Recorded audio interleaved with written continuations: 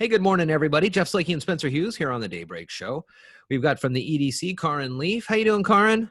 Good morning. How are you? I'm doing well, thanks. Oh, good. It's good to talk with you. We've talked over the last couple of weeks. We had Commissioner Trask on, I think it was last week or so, and talking about some of the grant monies that the EDC is helping to pass out through a bunch of different portals from commerce and different Yes, entities. And you have a new one to talk about. we do. So it just went live this morning, the Working Washington Small Business Emergency Grant Round 2. Mm-hmm. So Commerce has sent out a number of pots of money to all of the counties in Washington again. So Mason County got an additional almost $134,000. So folks will be eligible for grants up to $10,000.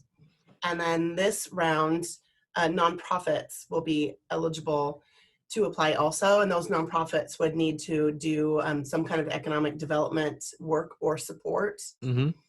So that's good. You know, as our community, knows, our nonprofits do a lot for us. They do a lot for our small rural communities, and our nonprofits need a boost. They need some help. Yeah, It's important that their doors stay open also. there are a lot of them. If you were to go, they have ways to search for these, 501c3 nonprofits by county. And if you do a search for nonprofits in Mason County, there are way more than you probably ever even knew about. Correct. And they all have great groups and organizations behind them, and they're doing a lot of good work that oftentimes goes unnoticed in many circumstances. That's correct. Yeah, there's a lot of work being done that no one knows about. And if you look at that whole list of the nonprofits in Mason County, you separate them out. So, while there's pages and pages in that Excel spreadsheet, I have that, it's very long, but you take out the homeowners associations and some of those others that, wouldn't be eligible for any assistance through this grant. But, United Way, obviously both of the chambers, they're all welcome to apply. They just have to be a federally legal business in Mason County, 20 or fewer employees, kind of somewhat the same eligibility requirements that were on the first round.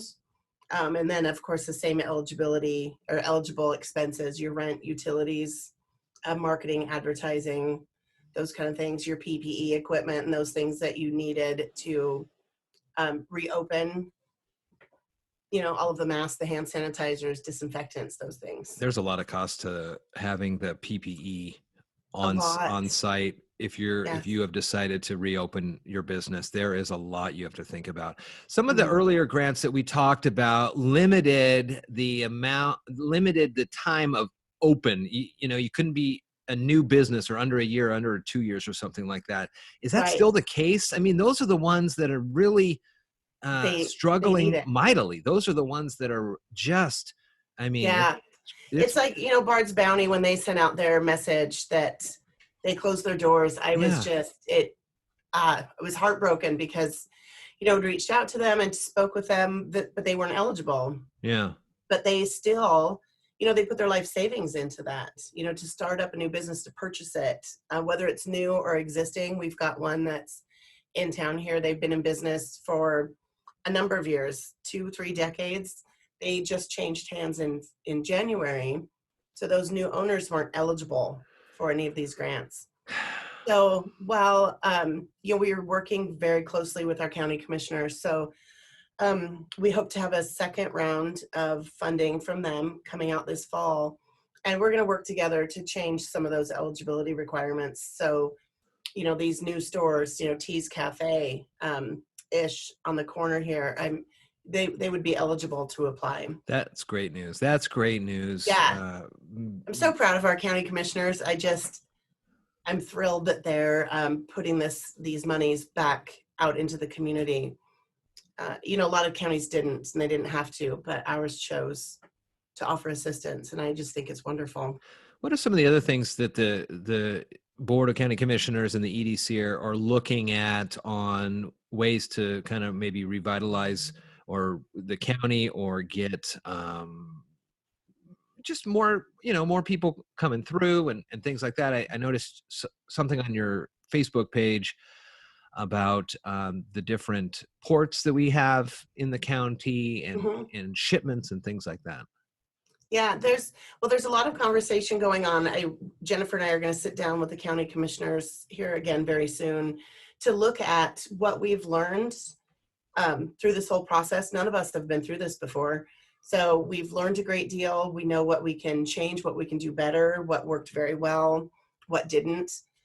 So I'm looking forward to those conversations, to include our ports. We're all in this together, and we need to work together to make sure that we're all supported.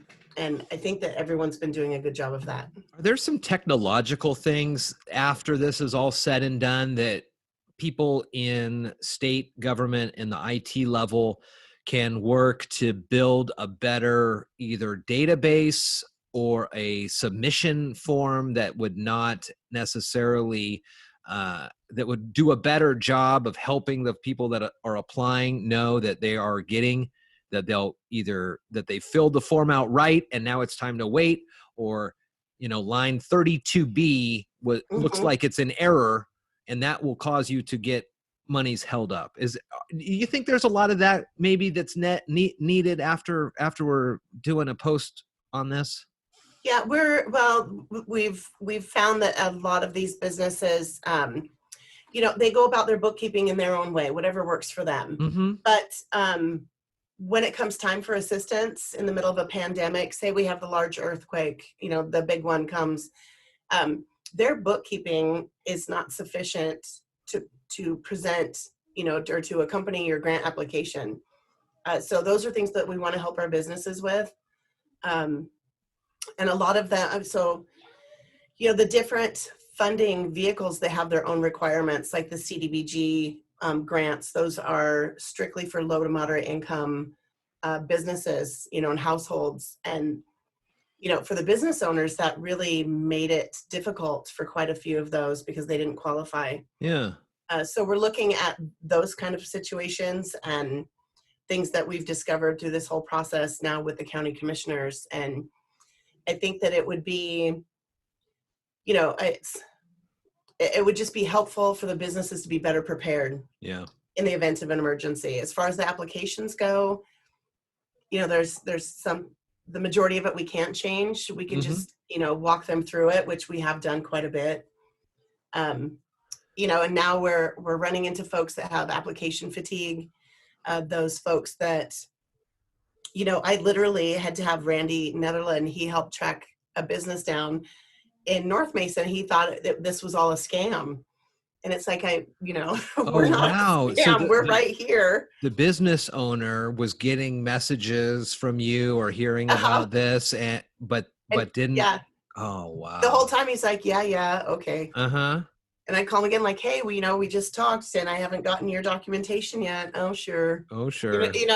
And I don't blame them. There's a lot out there right now. Scam and theft. Yeah, it's disgusting. So these folks, they're leery of what to really believe and what to submit their paperwork to. Sure. These are financial documents, likely with, either socials or very sensitive information.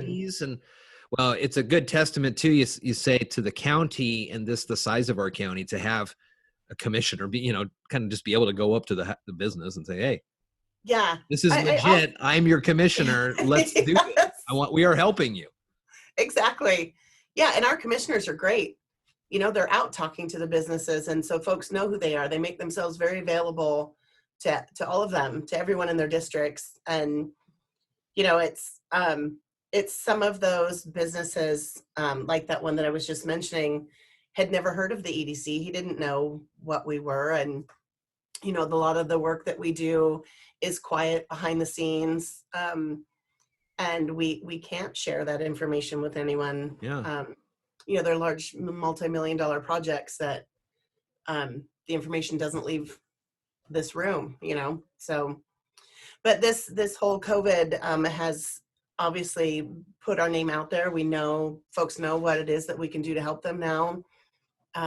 and what we can do for them after the fact, because it's, when this is all over, we're certainly not going to be done. Right. We've got a lot of work to do and business support that they need. Well, choosemason.com is a good place to start, get some more information, and be looking down the horizon for, I think, additional ways that the EDC perhaps could at least either help through facilitating some workshops or something like that, but ways for business owners to kind of maybe get some standardization when it comes to their accounting and bookkeeping. You're not going to necessarily say, well, hey, everybody should buy in on Quicken or something like that, but there's got to be things that everybody should do.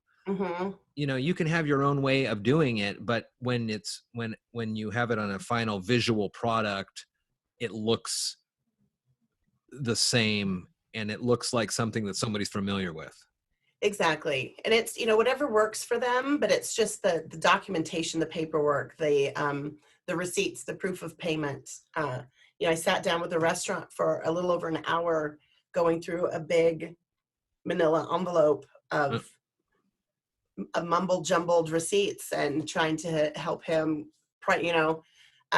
just organize them a little bit better. So it's, in the event that these things happen, he's better prepared.